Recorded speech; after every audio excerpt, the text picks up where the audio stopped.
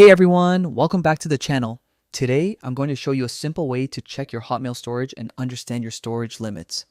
If you've ever wondered how much space you have left in your email or want to manage it better, this guide is for you. Let's get started.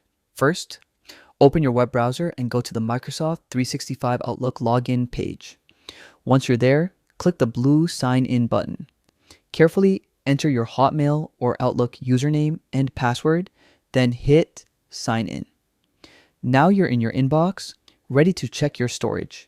Next, look for the gear icon at the top right corner of your Outlook interface. That's your settings menu.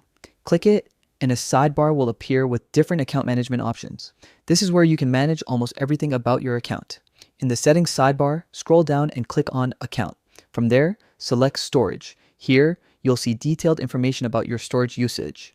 Click on Total Use to get an exact breakdown of how much space you've used and how much is still available.